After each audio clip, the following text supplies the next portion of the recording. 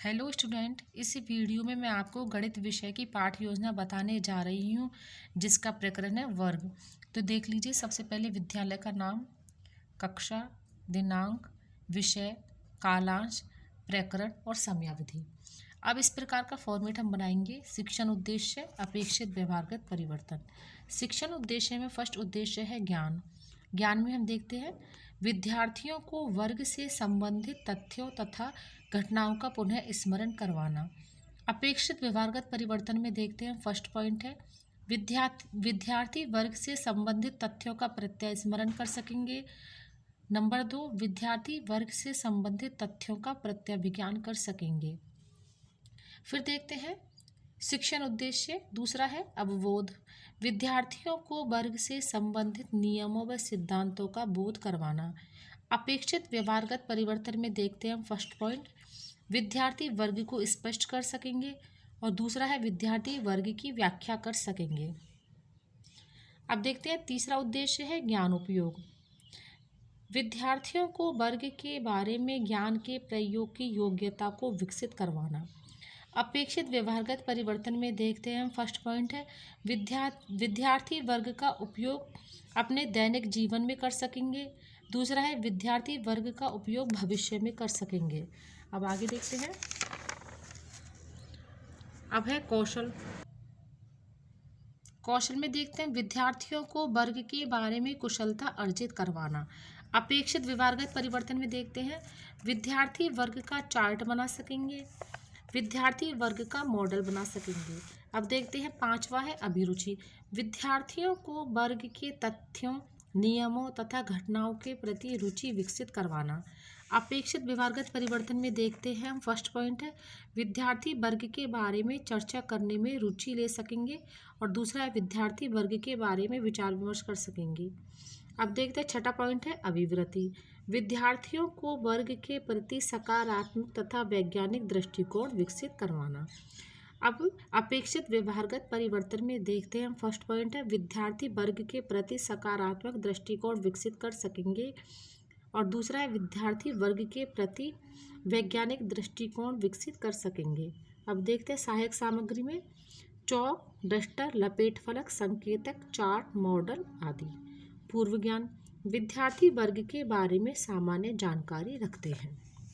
अब आगे देखते हैं हम प्रस्तावना प्रश्न में अब देखते हैं इस प्रकार से फॉर्मेट हम बनाएंगे। क्रम संख्या, छात्रा, अध्यापिका क्रिया, छात्र क्रिया। अब देखते हैं हम क्रम संख्या। फर्स्ट प्रश्न है हमारा, छात्रा अध्यापिका क्रिया में बच्चे मनोरंजन के लिए क्या क्या करते हैं। छात्र क्रिया में लिखेंगे हम खेल खेलना, टीवी देखना, गाने सुनना, घूमना इत्यादि। दूसरा प्रश्न है खेल में कौन कौन से खेल खेलते हैं बच्चे। कैरम बोर्ड, क्रिकेट, टेनिस आदि। तीसरा प्रश्न है कैरम बोर्ड का आकार कैसा होता है। छात्र क्रिया में लिखेंगे वर्गाकार। चौथा प्रश्न है वर्ग के बारे में आप क्या जानते हैं, तो ये हो जाएगा समस्यात्मक। अब देखते हैं उद्देश्य कथन। आज हम वर्ग के बारे में अध्ययन करेंगे।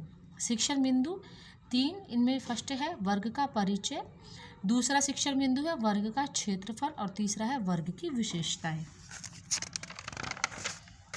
अब देख लीजिए इस प्रकार का फॉर्मेट हम बनाएंगे। शिक्षण बिंदु छात्रा अध्यापिका क्रिया, छात्र क्रिया, विधि प्रविधि, सहायक सामग्री और शामपट सार। अब वर्ग का परिचय पहला शिक्षण बिंदु है हमारा। अब छात्रा अध्यापिका क्रिया में विकासात्मक प्रश्न हम लिखेंगे, जिसमें पहला प्रश्न है प्रस्तुत चित्र किसको व्यक्त करता है। अब देख लीजिए इसमें ये वर्ग का चित्र हम बना देंगे। छात्र क्रिया में लिखेंगे हम वर्ग को।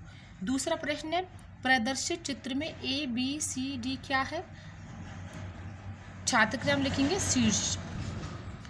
अब देखते हैं तीसरा प्रश्न है ए बी क्या है चित्र में, भुजा, तो देख लीजिए ए बी। और चौथा प्रश्न है वर्ग के बारे में आप क्या जानते हैं, तो ये हो जाएगा संभावित।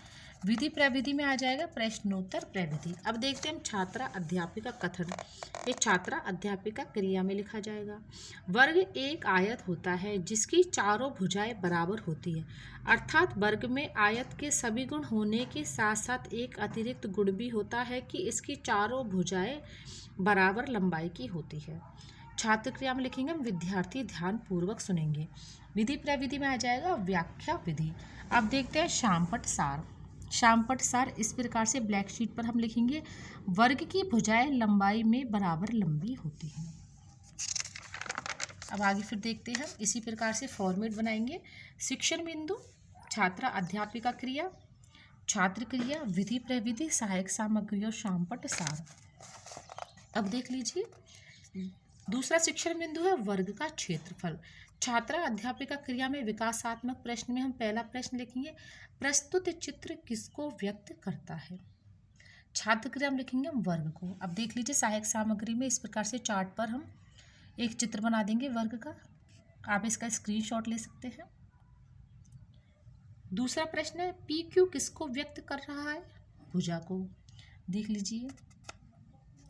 तीसरा प्रश्न है, प्रदर्शित चित्र में वर्ग का प्रतिच्छेदित बिंदु क्या है, बिंदु ओ, देख लीजिए। और चौथा प्रश्न है, वर्ग के क्षेत्रफल के बारे में आप क्या जानते हैं, तो ये हो जाएगा संभावित। विधि प्रविधि में आ जाएगा प्रश्नोत्तर प्रविधि। अब हम देखते हैं छात्रा अध्यापिका कथन। प्रदर्शित चित्र के अनुसार पी एस बराबर पी क्यू बराबर क्यू आर बराबर एस आर भुजा 0, ये ओ है, ओ प्रतिच्छेद बिंदु, तब वर्ग का क्षेत्रफल भुजा इंटू भुजा फिर हो जाएगा भुजा स्क्वायर। विद्यार्थी ध्यान पूर्वक सुनेंगे। विधि प्रविधि में आ जाएगा व्याख्या विधि। अब शामपट सार।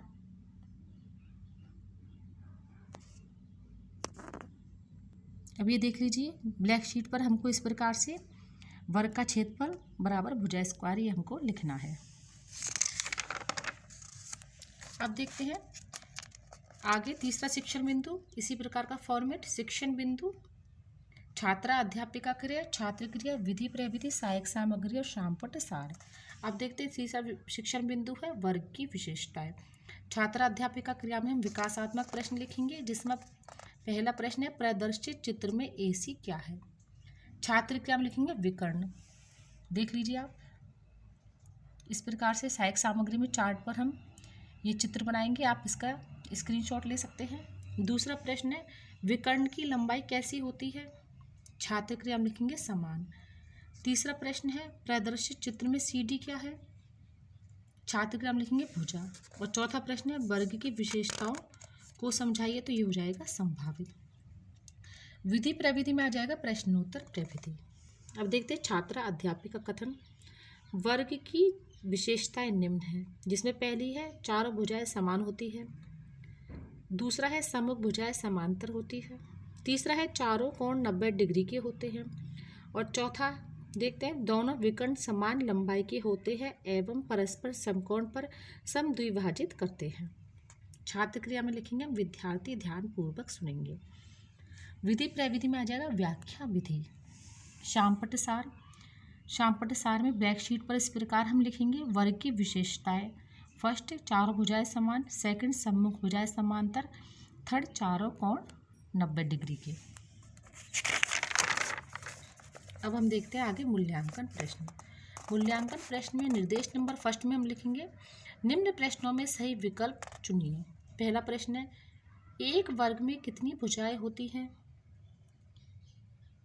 ए 2, ब 3, से 4 और द 6। दूसरा प्रश्न है, एक वर्ग के कितने विकर्ण होते हैं। ए 2, ब 3, से 4 और द 6। अब देखते हैं निर्देश नंबर 2, निम्न प्रश्नों में रिक्त स्थानों की पूर्ति कीजिए। वर्ग की चारों भुजाएं होती है समान असमान। चौथा प्रश्न है, वर्ग के दोनों विकर्ण लंबाई में होते हैं समान असमान। अब देखते हैं निर्देश नंबर 3, निम्न प्रश्नों के उत्तर 2 से 4 पंक्तियों में दीजिए। प्रश्न नंबर 5 है, एक वर्ग के चारों कोणों का योग कितनी डिग्री का होता है। छठा प्रश्न है, वर्ग का प्रत्येक कोण कितने डिग्री का होता है। अब देखते हैं निर्देश नंबर 4, निम्न प्रश्नों के उत्तर 4 या 5 पंक्तियों में दीजिए। प्रश्न नंबर 7 है, वर्ग को परिभाषित कीजिए। 8वां प्रश्न है, वर्ग की विशेषताएं बताइए। अब हम देखते हैं गृह कार्य, वर्ग को विस्तार से समझाइए। तो देख लीजिए, ये हो गया गणित विषय का एक और लेसन प्लान, जिसका हमारा प्रकरण है वर्ग। आप इसी फॉर्मेट को ध्यान में रखकर गणित विषय के और भी लेसन बना सकते हैं। Thank you.